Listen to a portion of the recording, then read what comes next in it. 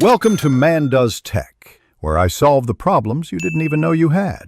In this video, I will explain how to use Roblox gift cards. These cards are a fantastic way to enhance your experience, offering either real money value as credit or direct virtual currency. To begin, simply open your preferred web browser and navigate to the official Roblox redemption page. It is important to note that redemption must occur via a browser, not the Roblox mobile application or any gaming console.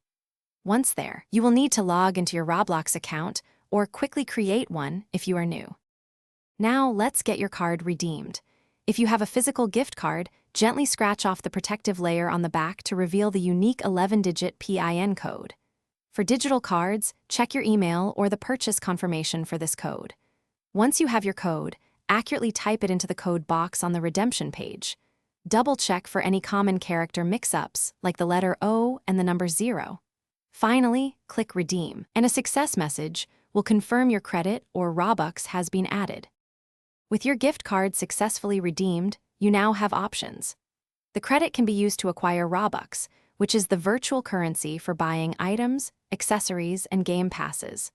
Alternatively, you can use your credit to purchase a Roblox Premium membership, unlocking exclusive features and a monthly Robux stipend. If you have any credit remaining after your initial purchase, the system will often prompt you to convert it into more Robux, ensuring you maximize your card's value. Encountering an issue? Don't worry, here are some troubleshooting tips. First, carefully re-enter the code, paying close attention to similar-looking characters such as O and 0 or I and 1. Confirm that the card has not already been redeemed. Sometimes, trying a different web browser or device can resolve technical glitches.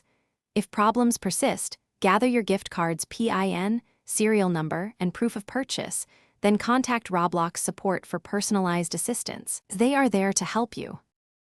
Thanks for watching. If you found this helpful, don't forget to like and subscribe.